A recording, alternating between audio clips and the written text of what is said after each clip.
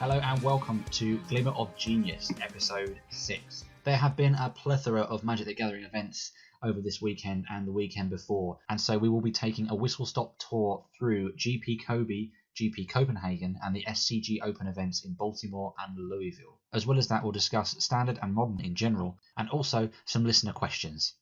My name is Luke and I make YouTube videos. On the line with me is Level 2 Judge Grant David and professional cardboard salesman Simon Wright. How are you both doing today? I'm good. I'm tired. Why are you tired, Simon? I'm really hungover as well. Oh yeah, no, that's right. Yeah, I remember. The rest of the world wouldn't have been privy to the chat, but when I was sending for today, prep for the show, what was the message that we got back from you, Simon? I can't remember. Wow. It's just like, I'm drunk. That sounds constructive. Yep. That's accurate. Yeah, it was bloody accurate, I'll give you that. Ever professional. But no, glad to see you were having fun. What were you doing? I was back with an old school friend. Oh, how nice. So then, Simon, that leads me to my other question of, have you done anything magic related this week? What have you been up to magic related? I actually got to play some standard. Yes. So I was running our last standard showdown. We only had 7 players. So since I was very busy, I was like, well, I can jump in. So I grabbed the standard folder. We looked at, start with white, obviously, because my folder's all nicely colour ordered. And there was some Gideon allies at the front, some Selfless Spirits, Gideon of the Trials, always watching. So okay, white seems like I've got some good white, just chuck some of that in. That was a bit like, maybe Spell Quellers in blue. But now I really don't have any Spell Quellers, so I moved straight to black. I picked up some like Cutthroats and Nixluses, some kill spells, just jammed it together, got some dual lands, just sleeved them up. How did it perform then? It should have performed terribly. I mean, I was running Toolcraft Exemplars with no artifacts and Crypt Breakers with no zombies. I just wanted one drop to go always watching it and get my beat on. Oh, I had some other things as well. That was good. Yes, I went white quite easily. But my first round was against turn 1 Mummy Cat, the life linking guy. I was like, okay, I might be right here. And then he went turn 2 Hidden Stockpile, and I went, oh, I see what you're doing. I see what you do. And it got nasty quick. But luckily my deck managed to go over the top of it, and I managed to win. And then round 2 was against zombies. But game 1, my opponent had to mull to like 4. That was a game. He took back game 2, and in game 3 I managed to win. But I think he had the win on board. I'm pretty sure he just didn't see it. You know, lucky. So I'm Wins a win. with this part of jank. And it makes everyone know as well. And we get to round 3 and I'm playing Grixis Gearhulk Control, and that's quite tough. And I managed to win. I 3-0'd my little Sunday showdown with a just rare that I chucked together in 10 minutes before we started. Excellent. Yeah. I like that story. I really liked it. The rest of the shop were not so pleased. Avacyn's a good card, you know. It was. Avacyn won a lot of games. Yeah, so that was my take on standard. I wouldn't recommend taking it to your next FNM. One, because it was quite expensive. Yeah, 2, it won't. It probably shouldn't win. Did you ever get the chance to draw 3 Crypt Breakers and then use them to draw cards at all, or did that never happen? No, I did use it to make some zombies now and again, though. That was quite handy. But technically, I should have been playing Toolcraft Exemplar with 4 Fraving Inspectors, but I didn't have the time to go look at the uncommon box. They weren't in the folder, that's the problem. That was the thing, yeah.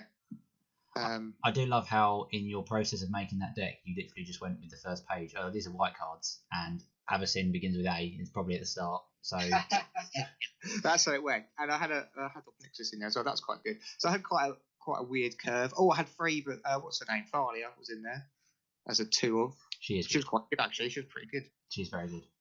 Yeah, it's just random cards chucked together. Oh, great card against the Grixis control deck was the White God. It makes warriors, not cats. I really round up my opponent by just keep saying make a cat. Cat warriors. Yeah, just put it right until it's quality. Triumphant return to standard. Excellent, undefeated. You got to retire now. The really I had to de-sleeve everything and get it back in the folders for the PPTQ the next day. So had to make those sales. Grant, how was your week of Magic? 2 weeks of Magic?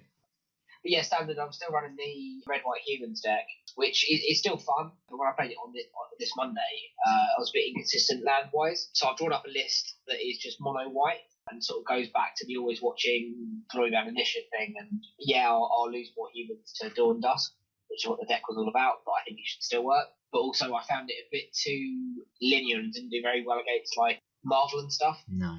So I'm thinking, I've drawn up a list for it, just doing like a Rakdos hate deck that just does very well against Marvel and does like okay against vehicles and just the current meta basically. What do you mean by hate deck?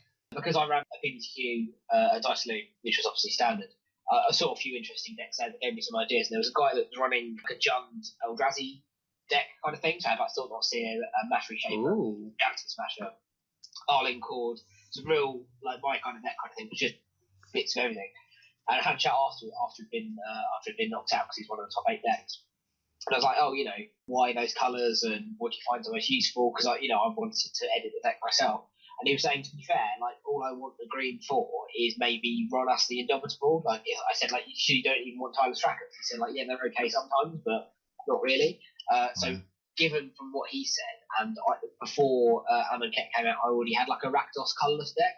I'm thinking sort of using his list and my old list and running a deck that basically, what I mean by hate is just stuff that will have like artifact or just permanent removal main board to get rid of Marvel. Yep. We'll have things like Reality Smasher that is just hard to get rid of, and because it's 5 mana is immune to Fatal Push, just stuff like that.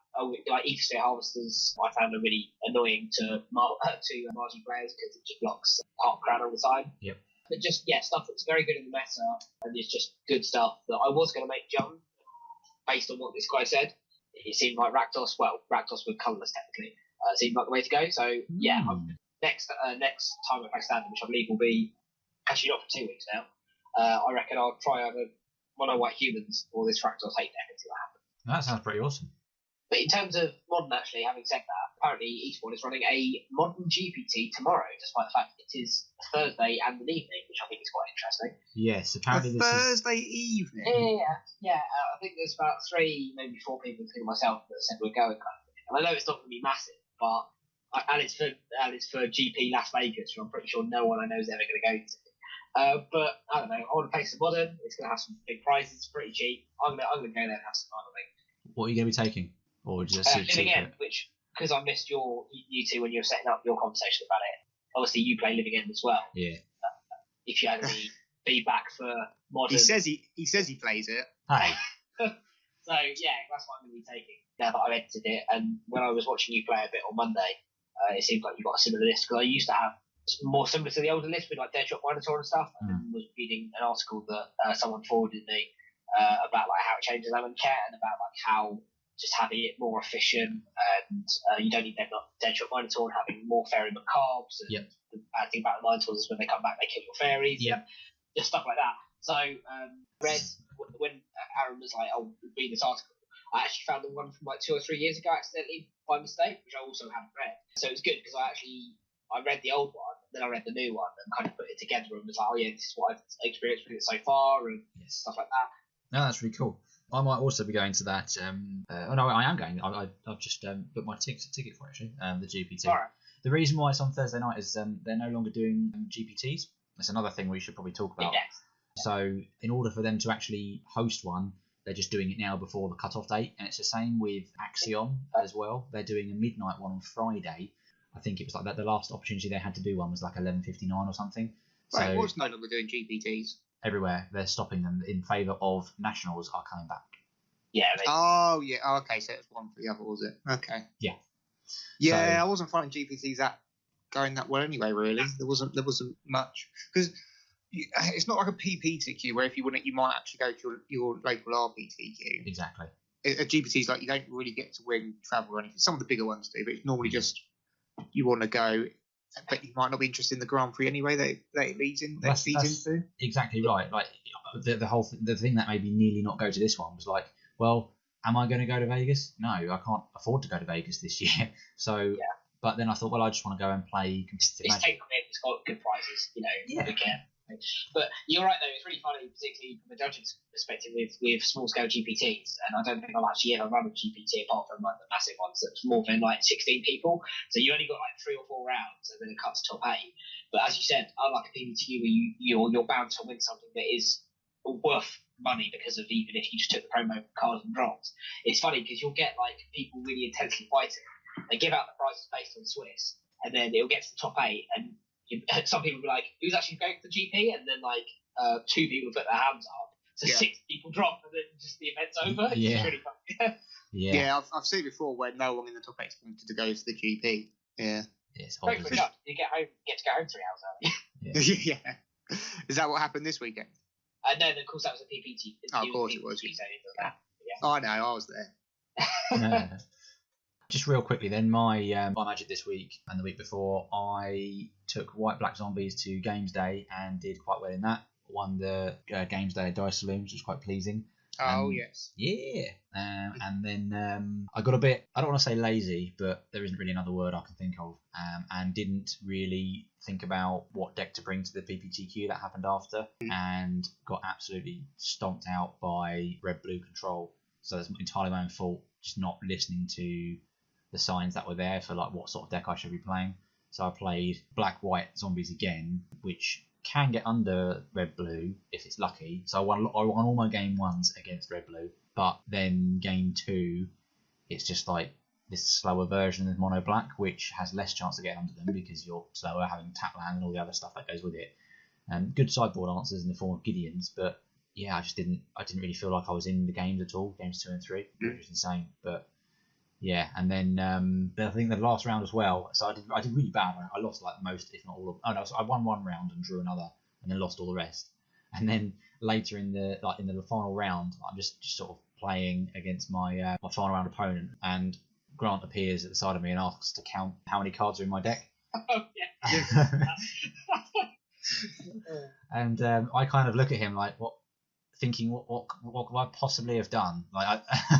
And then he reveals this Shambling Vents in a sleeve matching the sleeves that I'm playing with, to which I just sigh and then concede to my opponent on the spot, thinking I just can't be bothered with this. Like total sham. I know, absolutely nothing on the line at this point. I just thought there is the guy was, because it was, the funny thing was as well, as you came over, like I was just sort of struggling to stay in the game, so it was like the closing few turns of the game, and he was really just kind of sealing it away. I just thought, you win, buddy, well done. And he was just like, what's happened there? I was like, looks like I dropped a card on the floor like 2 or 3 rounds ago, and that's Speedy Grant. Yeah. Wow. So spectating the game to me, I was like, okay, let's match this colour. Luckily they weren't just like ultra pro blacks or whatever. But luckily it was in a non-important part. But yeah, it was 2 or 3 rounds ago. Jesus, that's it's not great. It's lucky that I'm only expected to deck check about 10-20% of decks, isn't it? Exactly. I'm just glad it happened on a day where I was just doing so badly, because it would have been gutted to get to any point, like, be close to top 8 or whatever, and then have that happen would have just been. Of course, you're doing rubbish. badly. You're a land short for most of the Yeah. Oh, terrible! It was so terrible. So yeah, lesson learned there, as both Simon and Grant have already said to me. Count your deck between rounds, because stuff like that happens and it won't cross your mind until it happens. Like a similar thing happened to me once when I was playing a different PPTQ back in Khan's Standard, where and I don't mind saying this because I don't mind sharing my experiences with people, no matter how much of an idiot it makes me look. But I didn't know there was a massive difference between the gloss and matte sleeves. Oh yeah. So I not knowing this, assumed that the packaging had just changed and they just got a new line of packaging. Because when I bought the new sleeves, all I could see was the gloss where I'd bought matte before. So I thought, they've just changed it. The thing looks different. And I looked at the back of them, and I was like, these are the same. And it was only when Mav was basically wandering around, immediately spotted that I had gloss and matte sleeves, deck checked me, and then was asking me, Luke, how did you sleeve your deck today? And I thought he was jerking me around. I was like, what the hell kind of question is that, Mav? But no, he was obviously being as open and kind of bland as possible to kind of see what my response would be. And I basically said to him, I know you're getting at something, but I don't understand the question. Like, beyond, I put the cards in the sleeves. I took all my lands and put them in this set of sleeves, and took other cards and put them in these sleeves. That's what I done. Fortunately for me, there was no discernible pattern. So they basically looked at me, shaking their heads, saying, well done you for not actually cheating. That's great, but think about what you're doing. Take 5 minutes to re-sleeve your deck. You'll get a time extension. I think I also, at the time as well, I hadn't, because I was this PBTQ, I also wasn't doing very well. I only got a warning. I think I got off really lightly because he could have just like game lost me, I think, at least. Grant, you'll be able to verify that for us. I think it depends actually with that. I'm not entirely sure. The only ones I have come across have been really sketchy. So I haven't come across, well, to use your words, a situation where just someone's being an idiot. Yeah.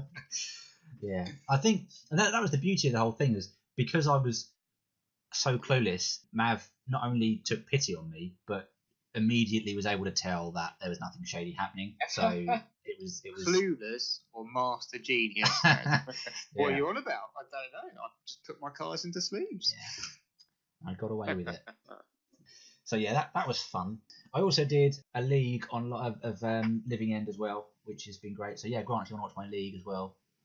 Yeah, I saw the link. I haven't had a chance to watch it yet. I've watched it. It's the best viewing ever, Grant. You can't. The first 1.5 rounds, you're watching and you go, this guy's a master. He knows exactly what he's doing. And it all goes tits up and downhill after that, doesn't it, Luke? It's great. It's great. Yeah, there's a point where I forget how magic works. So that's fun. Yeah. There's a point I think you start blaming on the cat as well.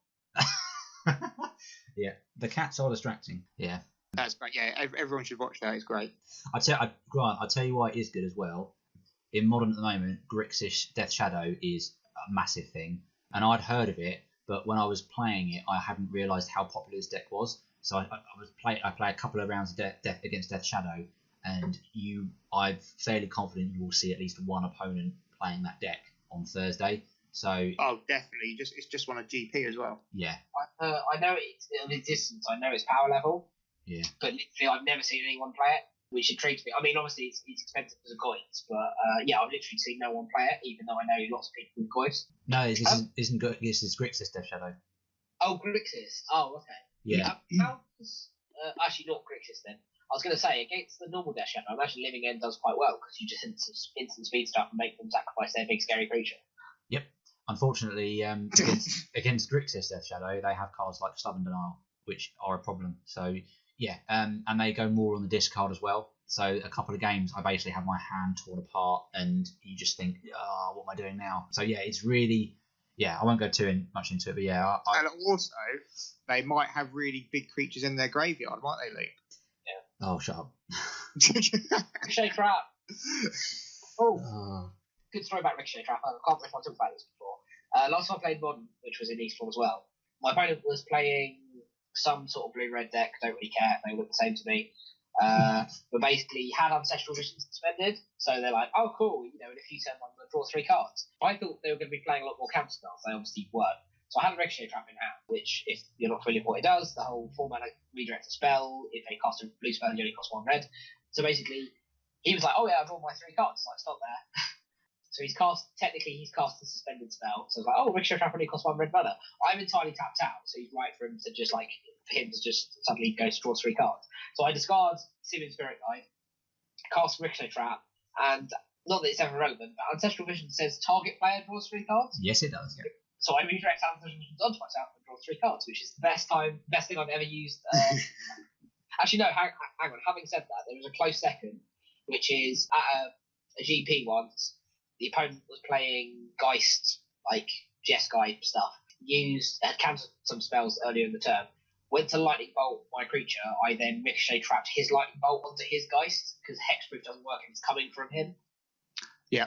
That was quite cool. So Ricochet trap, super fun to do silly things with.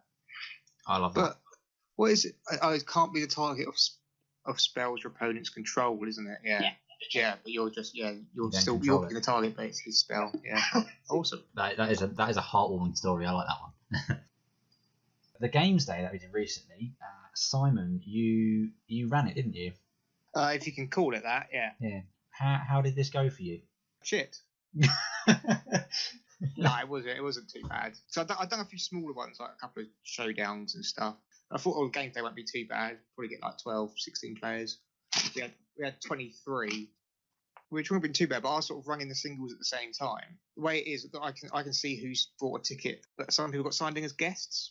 So I didn't know who they were, so I thought that's fine. I can sign everyone else and then try and find who's missing once we're ready to start.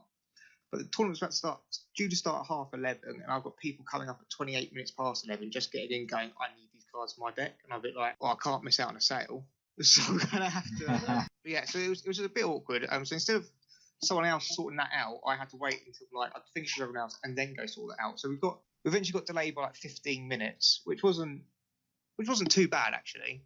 But because everyone knows me, of course, they're heckling. Not knowing that I'm pretty stressed out. But we had 8 rounds, we got through it all. Even with the 15-minute delay, we done it all in 7 hours, which I was quite pleased with. Kept track on everyone getting their results in, because a lot of people just don't like giving you their results. They just seem to think, oh, it's fine, he can guess. You do get asked stupid questions as well. I don't know why. I think people are just focused so much on like trying to win that they just get stupid on all other matters. The best one was Simon, how many points am I on? While I'm trying to sort out the top 8, so well, how many rounds have you won? Wait, 3. So like, well, you're on 9 points then. And it's just like stuff like that. It's disastrous. But no, apart from that, it was good. I think everyone had a good time. It ran smoothly after the first 15 minutes. I'd calmed down. I think everyone enjoyed themselves. I thought it was really good. I've run Warhammer events in the past, and I know Grant can probably tell much better stories about the questions that you probably get asked. Just how awful humans can be when they're, needing to do things and they're not doing them. So yeah, I thought you did very well, all things considered. It was really good. So yeah. Oh, good. I'm glad you enjoyed it. No, I thought it was good. And even though there was heckling and stuff, you got to think. Obviously, it was stressful from your point of view because you're thinking, oh God, everyone's wanting this to be done. But actually, the ethos and sort of ambience of the room was very much like they just chilled out waiting around, but no one's really actually angry or annoyed. We're just whatever. No, yeah, everyone was quite relaxed about it, waiting for it to start. Yeah, that was quite cool of them all. No, excellent.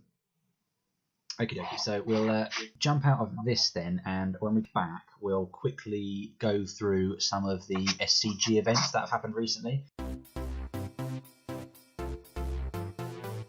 Okay, so there have been many little SCG events over the last few days. So on the 20th of May, there was a Louisville Classic, that's been called, on the SCG page. And looking at the top 8, we're not going to go over the list in great detail. We're just going to kind of give a snapshot of the top 8 because there isn't an awful lot of new stuff happening with Standard at the moment. Obviously, Red, Blue, and Teamer Marvel are still pretty big, but other than that, there isn't an awful lot to really add.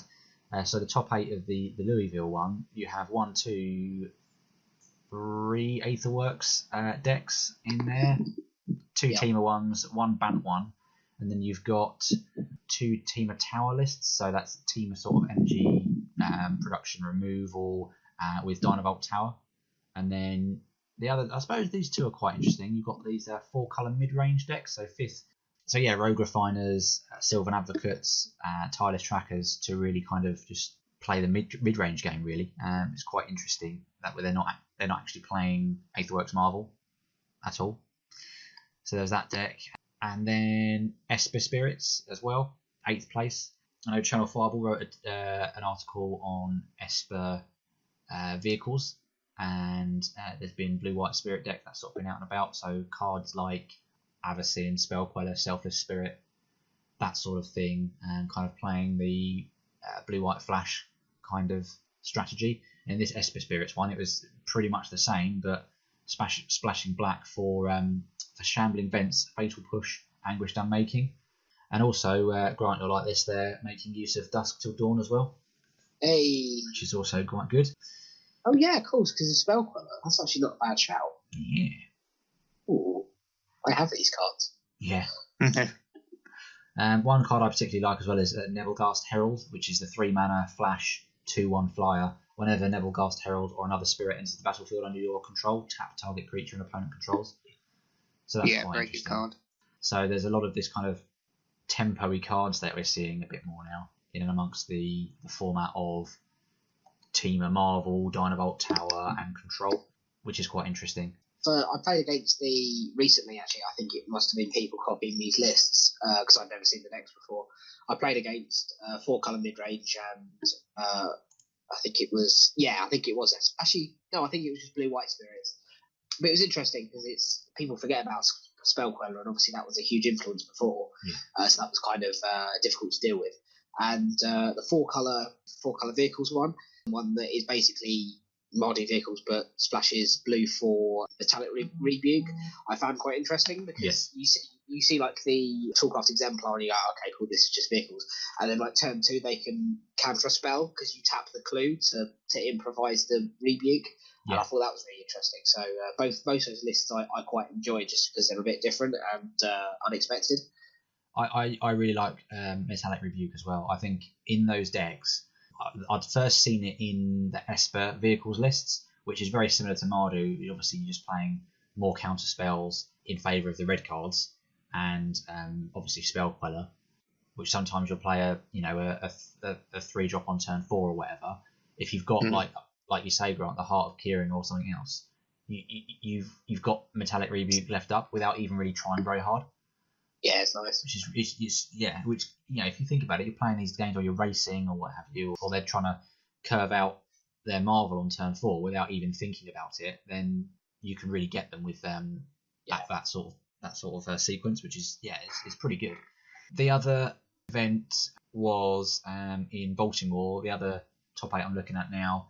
1, 2, 3, 4 Teamer Aetherworks decks in the top 8. Mardu vehicles, something called Teamer Energy, and then mono black and green black energy. The Teamer Energy, I bet you that's just Aether. Oh no, that is again more of a mid-range plan, and using energy for cards like Long Tusk Cub, Bristling Hydra, and Whirl of Virtuoso, rather than the Marvel plan. And also a Singleton Confiscation Coup as well, which I really love. I want to see. I don't know why that card's not seen more play. Confiscation Coup.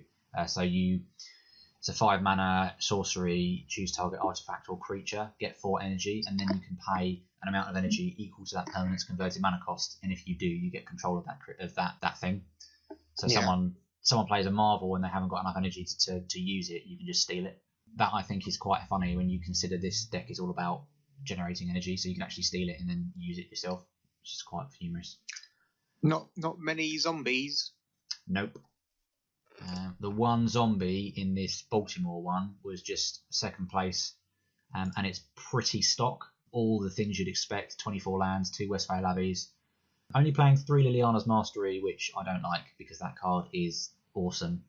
But yeah, nothing really different about the list. All the stuff that you've seen sort of from any kind of stock list. Kalitas in the sideboard is quite good. Dispossesses, Transgressors, all that sort of stuff. So I mean, it's still there. It can still beat you if you're not prepared for it. And I think it will still be there in the background because whilst you have all these Marvel decks and then also these other mid-range decks sort of doing shenanigans with energy and all that stuff, and maybe Esper things going on, you might then just get zombies appearing and just smashing face and still kind of stealing to get these games that way. Because I know the blue-white tempo doesn't necessarily have a very good zombie matchup. I know the Channel Fireball Esper vehicles list, they were saying the zombies matchup is really difficult. So they have a transformational sideboard plan because their theory is you're really good against like the control decks and the teamer decks, but you can just dedicate your whole sideboard more or less to the zombie matchup and kind of play it like that. So that's standard really. There's not masses and masses different. There was also at Louisville there was a modern event, and the top 8 saw a lot of Collected Company, Counters Company. So there's 1, 2, 3 copies of that. Red White Prison deck, Hate Bears. So Counters Company is essentially just using Call to Call in Collected Company and then doing the infinite combos with the Vizier of Remedies, which puts, if one or more 1/1 counters would be put on a creature you control, that many counters at -1 are put on instead. So you have Devoted Druid, which allows you to put a -1/-1 counter on it to untap it, and then you can effectively then tap it again to make mana, and then untap it you're not able to put a counter on it, so you just rinse and repeat for infinite mana. And you then, with your infinite mana, you can either use Duskwatch Recruiter's 3 mana ability to look at the top 3 cards of your library, reveal a creature card from among them and put it into your hand, put the rest on the bottom of your library in any order. You do that infinitely with your infinite mana until you hit a Walking Ballista, and then cast Walking Ballista for an infinite amount of mana and blow your opponent up using that.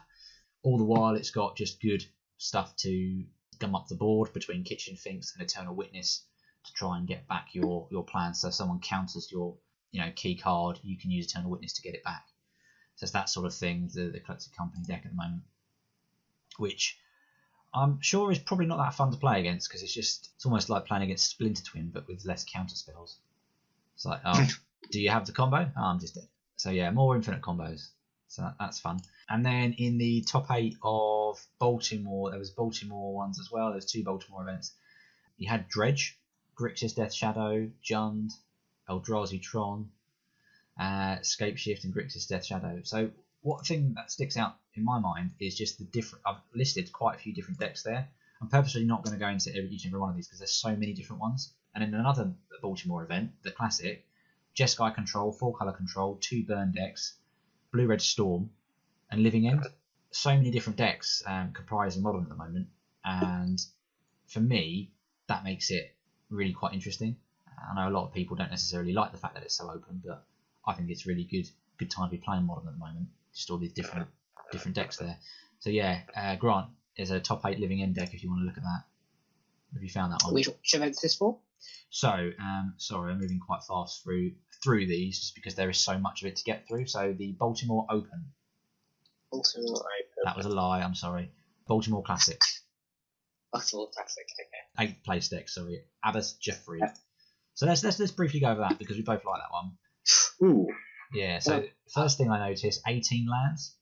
So I usually run 19, but 18 seems to be what a lot of people online are doing, and the videos that I've watched seem to be doing it. So it does feel like you can get away with 18. The land's fairly stock, 1 of each of the shock lands you need, 3 Copperline Gorge, which I like, 1 Blooming Marsh. You can run the Grove of the Burn Willows as well, but I don't know if that's great. It is good against Death Shadow, which is quite funny, making them gain life. So that's not irrelevant to run the Grove of the Burn Willows. And this one's really going out on the new cards as well, like I've started to do. So 4 Desert Celadon, 4 Horror of the Broken Lands. I'm really not sure about the 4 Fulminator Mage, 2 Avalanche Riders. Really doesn't want people to have land, does he? No, this is the thing, because I only run 2 or 3 Fulminator Mages because I've got Bloodmoon in my sideboard and that tends to do the same job, really. But also I've had so many dead games where just, it's a card that goes to the graveyard, but, you face like Burn or you face Fish or whatever, and it just doesn't do anything. Yeah. And at least for Fulminator Mage, you can bring it back and you sacrifice something. With Avalanche Riders, unless you can discard it for something, which I don't think you really can, the 4 mana thing. Like, he was great when I didn't have Fulminator Mages, but if you've got a playset Fulminator Mages, I wouldn't run 2 of those. Although it says destroy target land, so I suppose that's a bit wider, but I don't like the fact he's 4 mana. I think that's a bit too much for Living End. Mm-hmm. I like Harry Zev's expertise, though. I think that's a really cool idea, because you steal a creature, cast Living End from your hand, and then you sacrifice that creature. That's quite cool. So they've actually shaved 1 Demonic Dread for that Kari Zev's expertise, which I don't think is totally bad, because you don't want too many things to target creatures, and considering they both need a creature to target. Yeah, that seems fine. And it's nice that with Kari Zev's expertise you can target your own creatures as well, which is not totally irrelevant. There was an argument for running more Beast Within, which I do anyway because of Rest in Peace and stuff, but also there was an argument for running Dryad Arbor and being able to fetch it up just for a creature target. Yeah. I again, that's not something I would do, but I can understand why people do it. I think it's definitely interesting. I think the reason why he's going for the Avalanche Riders is because of the 2 Blood Moon in the main and the 2 Beasts Within as well. So he's really kind of hitting on that land destruction plan. I don't think I'd ever want to run 2 Blood Moons. Like, for me, you either go full and go 4, or you go 3. If you've got 2 in the main board, you're not really going to be hitting them very consistently at all. And it's not like you've even got a 3rd or 4th one in the sideboard. That seems a bit weird to me, but I don't know. That's just from my experience playing Blood Moons. That's fair enough. I quite like Pulse of Murasa in the sideboard for Burn. Yeah, it's nice. I used to run North of Bone, and then saw, I think it was from that article we were talking about, actually, He was running Brindlebore. Yep. Which I prefer because I've had situations before when I'm like, oh, I need to cast North the Bone, I'm going to gain lots of life, but it's 3 mana and that's a lot or whatever. And then it won't do anything because maybe it'll get exiled or whatever. But with Brindlebore, you've got a body and it gains you 4 life as well. And you can sacrifice it if it's in play and all that sort of business. So, yeah, I'm going to try Brindlebore tomorrow and see what happens. I'd like Brindlebore. I don't like too many of them. I usually have like 1 or 2. But yeah, the fact that you can block with it normally means you are actually gaining more than 4 life, which is... Yeah, with Bone, obviously you can't. So, yeah, I've got 3 against Bird tomorrow. We'll see what happens. Yeah. And if you're forced to fire off a living end, that's quite weak. If you manage to get a Brindlebore in there, then getting a Brindlebore back is also quite nice. Yeah, exactly. So yeah, that's quite good. Interesting little food for thought on living in there. The thing we want to kind of put a bit more of a spotlight on was the top 8 lists for GP Kobe, which happened last weekend, this weekend just gone. Yeah. Yeah, 28th of May. And there are some really interesting deck lists there as well. So I'll put a link in the description for the SCG stuff and the Grand Prix as well, just so you can see these. Again, quite I don't think we double up on anything in this top 8. I think this is literally the most diverse top 8 I've ever seen. So you've got... Yeah, you're modern, not like standard. Yeah, well, yeah, exactly. Because, I mean, I'd looked at the top these lists before the show, obviously, but I hadn't really kind of digested that this was also different. So it just hits home that point again, doesn't it, about the diversity. So you've got Ad Nauseam, Affinity, Esper Control, Grixis Death Shadow, Jeskai Control, Dredge, Eldrazi Tron, and White Black Eldrazi. And yeah, it's quite a mix. But what I like the best about it, though, is when you actually look at the deck list, yeah, there's a lot of cards you really don't expect. You hear those names, oh yeah, I know what's in them. But you look at the deck list, and they're totally out there. I looked for the Copenhagen top 8 first. I went, yeah, that's fine. And then looked through Kobe and went, oh, there are very, very tricksy cards in there. My favourite moment against Ad Nauseam when I was at Prague, I think it was I was running that weird, I don't know if you ever saw it, it was the Oath of Nissa doubling season Blood Moon Planeswalker list. So you run lots of dorks to give you mana, you run Blood Moon to cruise over the opponent, you run Oath of Nissa, so your mountains give you whatever mana you need for Planeswalkers anyway. There's a situation where I had locked this Ad Nauseam player out, more or less. Got Jace Architect of Thought and just ticked him up, or ultimated him. I cast an Emrakul out of my deck and a Lightning Storm out of his deck and then killed him with his own Lightning Storm. That was ridiculous. That is hilarious. So looking at this top 8, my favourite obscure card is the Affinity list running the 1 snow-covered island. Why a snow-covered island? I pass. They count as basics, don't they? Yeah. So you can find it if you get Path to Exile, I guess. But why a snow-covered island? It's more interesting than a normal island. Exactly, that's what I thought. He's just put in there for added spice. If you mouse over the snow-covered island, it has 3 creepy faces on the island. Maybe that's why, just to kind of freak people out. The opponent. Yeah. The other interesting thing as well is the one of Collected Company. What, the Affinity deck? Yeah. Yeah. He's proper going for it. So he's got 2 Thoughtcast, 2 Galvanic Blast, or 1 Collected Company. Normally you see like 1 or 2 of these, and then just the other stuff tends to be quite stock. Rarely do you see Thoughtcast and Galvanic Blast. Surely that should be a snow-covered forest then. Yeah, well, I guess not, because Master of Ethereum's blue, so he does have 4 blue cards, and Collector Company is just a one-off. Yeah, there is more blue and red in the side. All right, no snow-covered forest. Yeah. Did you see the Ad Nauseam deck? I'm not familiar with the deck that much.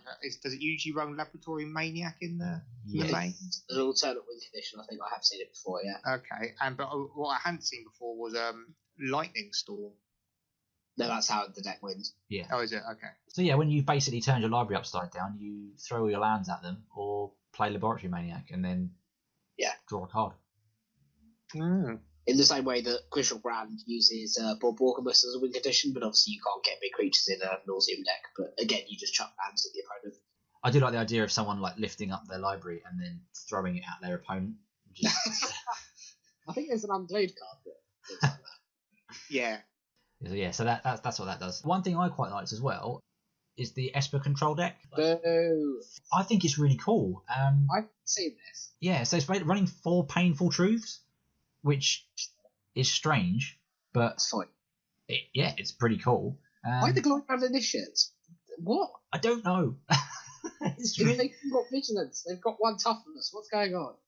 I don't get it, but obviously it works. I suppose it's playing some sort of aggro control game with and tempo as well, because it's gone full on with the 4 Snapcaster Mage. Those good old aggro control tempo decks. Yeah, that's the thing. So it's basically it's aggro control because he puts down Glory Bound Initiate and Tasiga, and he's got cards like Mana Leak and Spell Snare to protect it while he hits you and gains loads of life, and Fatal Push and Path to Exile to deal with things like Death Shadow and all the other things as well. Lingering Souls is good value. This is really good because I noticed about a lot of the control decks and trying to play fairies and stuff is you can't really sit back on counter spells. You need to actually, in Modern at the moment, be representing some kind of clock, and I think this is what Glory Bound Initiate and Tasiga does. It's the same thing with the reason why all the Death Shadow things are still seeing popularity, even though they've lost Gitaxian Probe to do the combo of Become Immense and Team of Battle Rage. They're just putting cheap, aggressive creatures down, presenting a clock, and just trying to then answer everything else that you can do, whether it's through discard or counter spells or removal. If you've got a Glory Bound Initiative equipped with a Battle Skull, I don't think you need any sort of clock. No, exactly. I mean, better ways to do that. Lifelink seems a bit redundant at that point. Yeah. I imagine this has got not a terrible burn matchup as well, because between Collective Brutality, Lingering Souls, and Glory Bound Initiate, you actually can gain quite a lot of life. And Tasiga is a brick wall against burn decks as well. Glory Bound Initiate, and then Collective Brutality into Snapcaster Mage, Collective Brutality, just to gain life, kill your, Goblin guys and stuff. That's horrible. Normally you'd see like an Esper Control or like these slow grinding control decks and actually have like terrible burn matchups, but this is pretty cool. And then we've got Grixis Shadow as well, which is this one's fairly what we're expecting from the Grixis Shadow. So discard, kill spells, Stubborn Denials, Street Wraiths, Tasigas, Gurmag Anglers, that sort of thing. And then Jeskai Control as well. Just playing 4 Logic Knot. That is a lot of delve. Oh, the original delve card. Yeah. What I find interesting as well is in a lot of these control decks, none of them are playing Ancestral Visions. They're all just playing Serum Visions, which you can get back with Snapcaster Mage, so that does make sense. But it's just interesting to see that Ancestral being unbanned still, even now, is like it's just not really getting there. There was a Fate. Is it Fate Foretold? Oh yeah. There was a Fate Foretold deck doing okay in the Copenhagen one. And that was running obviously Ancestral Visions and other bits, but yeah, it didn't make it to the top table. That's a shame. And then the other decks were, as I say, Eldrazi Tron, pretty expected really, just playing lots of big Eldrazi, Chalice of the Void, Walking Ballista, that sort of thing. And then a black-white Eldrazi as well, running a 4/4 Tide Hollow Scar and Wasteland Strangler, which is interesting. Yeah, I saw that. I quite like that. Yeah, I like the idea of casting Tide Hollow Scar, exiling a card, and then Wasteland Strangler to make sure they never get the card back, and then you kill something else. I mean that's good, but I like the Flicker Wisp one more, the one where they would get it back, but only like a turn later, and you still exile it. Yeah. So even more like a slap in the face of the Tide Hollow Sculler. Yeah. Well, the best bit about the deck though is the 4 Relic of Progenesis in the main, just to make sure you get some of their cards into exile. That is funny. Instead of relying on Ingest, which they don't have any on. I've played games online where you sit down and someone like in their main deck has Relic of Progenesis and you're playing like Living End or something and you're just like, what the hell? So I'm sure he upset quite a few people just by having that main deck. It's good insurance against like Dredge as well. There was a Dredge deck in the top 8. It's just interesting to see Dredge is still there. And it's good against Living End decks as well. Copenhagen, which you mentioned before, you had a Grixis Death Shadow, Lantern Control, Living End, Titan Shift, Storm, Dredge again, Counters Company, Death Shadow. So again, a nice mix of decks. Storm deck, different to the Ad Nauseam deck, different game plan entirely. It's obviously using Storm as the way to win as opposed to Lightning Storm. Lightning Storm, yeah. Yeah. Which I now know is an important part of the deck. Yes. Other Living End is also running 4 Fulminator Mages in the main deck, 1 Shriekmaw in the main deck. Dreadshot Minotaur. I don't like that. He needs to be running. Is it one Fairy Macabre as well? No Fairy Macabres. That's probably why then. Yeah, but I don't know. I'd still rather have the 6/4. Oh yeah, I agree. Yeah. You guys back on Living End again? Nah. But their sideboard is interesting. So you see, the difference in sideboards is interesting because you've got this guy running Lost Legacy, whereas the other person's running Slaughter Pact. No, Slaughter Games. Slaughter Games, yeah. Yeah, which is good. Uncounterable, remove a card, extraction effect, and then he's going for the 4 full Leyline of the Void, which is good. One-way Grave Hate is nice. But yeah, so that's all the events there. It's a bit of a quick one, just kind of going through, just picking out certain things there. So yeah, it'd be interesting to see what the local modern tournament brings up tomorrow. I'm not sure. Yeah, that should be quite fun. You guys are both on Living End. It'll be the Living End or Burn. I'm not sure which. So yeah, bring your Brindle Boars, Grant. What happens if it's Living End versus Living End? I've never done that before. Whoever gets their ley line down will probably win. This is an awkward time to say I don't have any ley lines. I knew you were going to say that. It's tempting now just to bring Living End. Just run the full 4 set of ley lines just in case we play one another. I'm tempted just to run like a middling mage and just name Living End and none of us can cast it. Just be like, and what? Hit you with rugby. Okay, so we'll just drop out of this segment, and when we get back, we will do some question time. So we went out on our Facebook page and asked you questions, or asked if there are any questions rather that the community had for ourselves on the podcast, and we got a few responses. So I know, right? So here's a good one. How do we think Standard would look if Battle for Zendikar had rotated out as planned? Similar, I think. Well, no Gideon, thank God. We'd have no Gideon, we'd have no Chandra Flamecaller, which is seeing playing Marvel. But then, wouldn't have Gideon... So, Battle for Zendikar would have rotated out when Adam Keck came out, right? Yes. Mardu vehicles still would have been a thing. Yes. The thing is, Gideon isn't really much of a big deal as much as he was, say, a couple of months ago. True. So I don't think the Gideon bit really sticks out to me. It's Ulamog is the obvious one, isn't it? Yeah, it's more would Ethan Works Marvel still be good? But then, because the thing is, I was just thinking, what does Marvel do without Ulamog? And there's those lists running Flamecaller, but then obviously Chandra Flamecaller, she is over the gateway, shouldn't she? Yeah, she'd go too. So I don't. That could be a thing. So you'll just play something else big and stupid. The next big things, I think, are Gear Hulks. So then maybe it goes into instead of Teamer, or maybe it just goes 4-color and goes into, because there's already a band version which runs, I think, Tamio and other bits and bobs. So you could run the Angel combo, Brizella and Gisela. You've got Plated Crusher, the ridiculous uncommon that's crazy and limited. He's good fun. I'd run him. You could do that. I reckon we'd probably see more of the Demon of Dark schemes, because if you go into black with reanimating stuff with him, and also he makes energy when stuff dies, he's a sweeper, and he could potentially synergize well with like the Noxious Gear Hulk. So I reckon you might have seen more of a tendency to go into black for that sort of effect. Maybe just more like aggressive energy decks like we're starting to see now. Like maybe that would just be more of a thing. Would have been more of a thing sooner. So like Bristling Hydra and stuff like that. I think the question is did Wizards test a standard with Battle for Zendikar not rotating out? I think Marvel would still be a thing. It's just we'd see more of those. Well, no, sorry, let me rephrase that. I think a similar deck would still be the same sort of thing in terms of we saw those other energy lists up that either use Marvel or didn't use Marvel. I think energy would still be quite dominant because of the way it functions. Yep. But you wouldn't get this stupid turn 4 I win the game with Ulamog as much. So I think it would be probably healthier if it had rotated as planned. But I don't know what it would look like, because obviously you'd have to then reevaluate what's the strongest cards and stuff. Yeah.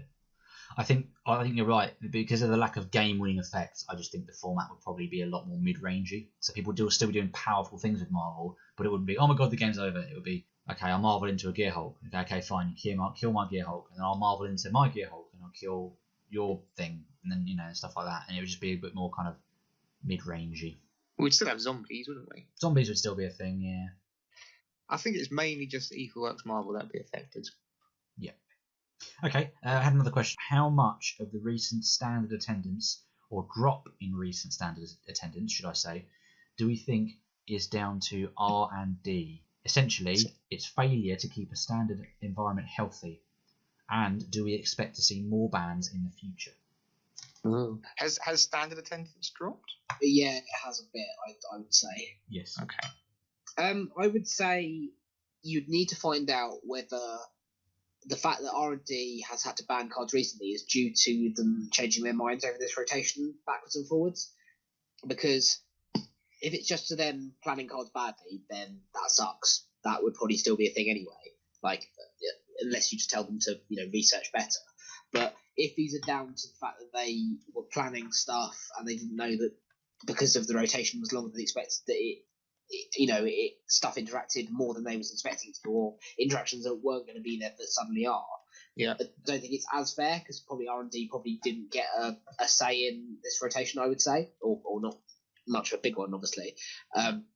So I think you'd have to work out whether it's due to the bannings are due to rotations or bannings are just due to the actual cards themselves, I would say. But then you've got situations obviously like Feldar, Guardian, and Sealy Ray, which obviously you can't argue, but maybe you could argue, Ulamog and Marvel, certainly. So I don't know. Do we expect more bans in the future? Yes.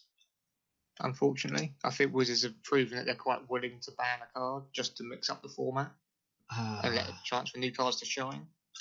I have a bit more faith in them, in as much, and I say faith in as much as I don't think they want to kill the game, and I think they want to keep it good. And I know there's a whole any publicity is good publicity, but I actually think the bans have been quite cancerous, and I choose that word very specifically because I think having those bans in place is very toxic for the community, and I don't actually think it's a good player experience, and I think they're very keen on trying to, at a very kind of grassroots level, create a good experience for players because they've got a very good market for casual gamers, and they don't want people to be disenfranchised when they go to an FNM and stuff gets banned or it's not a healthy or fun environment. So I think for that reason, the way that's manifested before was when, I wasn't playing competitively then, but when there was the Jason White Sculptor and Stoneforge Mystic got banned. Because wasn't one of the, not intro decks, but one of the decks you could buy at the time had Stoneforge Mystic in it, wasn't it? Yes. And they said that this card is banned unless you run the deck exactly as it came out of the box.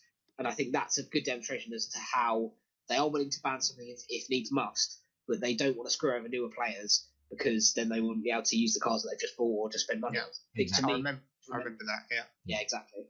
Yeah, I think that the bangs have had quite a dangerous effect. My friend's looking to complete his Death Shadows deck.